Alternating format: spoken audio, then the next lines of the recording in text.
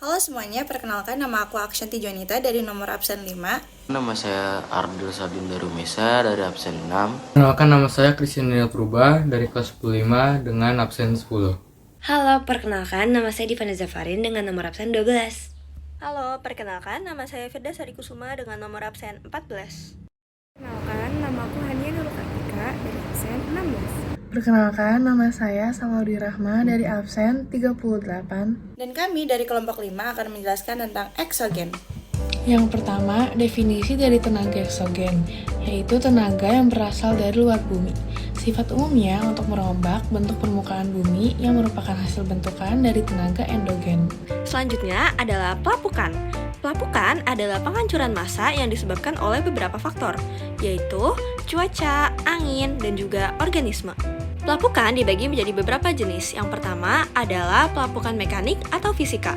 Pelapukan mekanik atau fisika adalah penghancuran menjadi bagian-bagian yang lebih kecil, tapi tanpa mengubah susunan kimia yang ada pada bebatuan tersebut.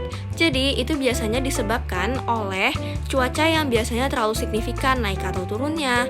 Selain itu, adalah pembekuan air yang ada di celah-celah bebatuan tersebut. Dan ini adalah contoh-contoh dari pelapukan mekanik atau fisika. Oke, jadi pelapukan yang kedua adalah pelapukan kimiawi. Pelapukan kimiawi ini adalah penghancuran massa batuan disertai perubahan struktur kimia batuan. Hal ini terjadi karena pelarutan dan dipercepat oleh suhu dan curah hujan yang tinggi. Biasanya, pelapukan kimiawi dapat ditemukan di daerah kapur. Bentuk hasil pelapukan berupa dolina, gua, sungai bawah tanah, serta stalaktit dan stalagmit. Kemudian ini dia contoh pelapukan kimiawi. Dan yang terakhir adalah pelapukan organik. Pelapukan organik biasanya disebabkan oleh faktor tumbuhan dan juga faktor hewan. Contohnya adalah batu yang lama-lama mulai mengalami pelapukan disebabkan oleh akar-akar tumbuhan yang mengenai daerah bebatuan tersebut. Dan lama-lama kemudian, bebatuan tersebut akan mulai hancur. Ini adalah contoh dari pelapukan organik. Erosi adalah terlepasnya partikel bebatuan secara alami oleh tenaga pengangkut. Yang pertama, saya akan menjelaskan jenis-jenis erosi berdasarkan tenaganya. Yang pertama, ada erosi air, abrasi. Yang kedua, ada erosi angin, deflasi. Yang ketiga, ada erosi gletser atau glasial, ekserasi. Dan yang terakhir, ada erosi air laut, abrasi atau erosi marin. Dan selanjutnya, ada beberapa bentuk hasil abrasi. Yang pertama, ada cliff. Yang kedua, ada relung. Dan yang terakhir, ada dataran abrasi. Kedua adalah jenis erosi berdasarkan tingkat kerusakannya. Yang pertama adalah erosi percik yang diakibatkan oleh percikan air. Yang kedua adalah erosi lembar yang bentuknya menyebar dan merata. Yang ketiga adalah erosi alur yang bentuknya seperti alur, dan yang terakhir adalah erosi parit yang membentuk seperti parit.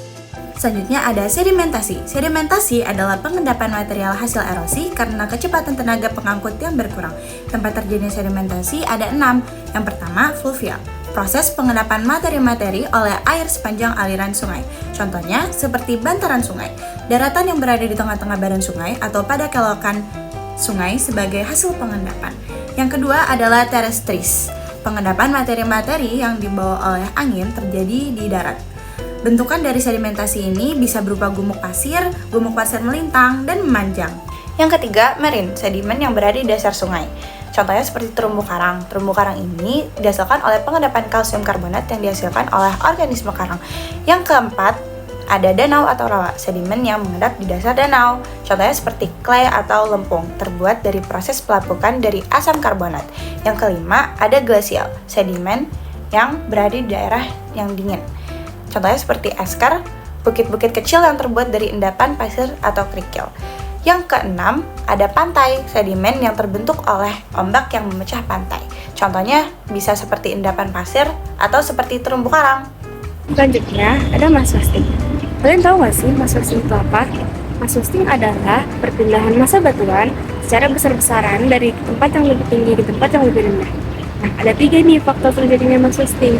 Yang pertama adalah kemiringan lereng, yang kedua pengaruh gravitasi, dan yang ketiga adalah pengaruh air. Nah, ada 6 bentuk mass wasting. Yang pertama itu ada tanah longsor, yang kedua adalah tanah amblas ataupun ambruk, yang ketiga tanah liat, yang keempat tanah mengalir, yang kelima lumpur mengalir, dan yang keenam rayapan tanah. Nah, gimana teman-teman? Udah paham belum soal eksogen? Semoga kalian sudah paham ya. Jangan lupa buat klik subscribe, like, dan komen. Terima kasih teman-teman.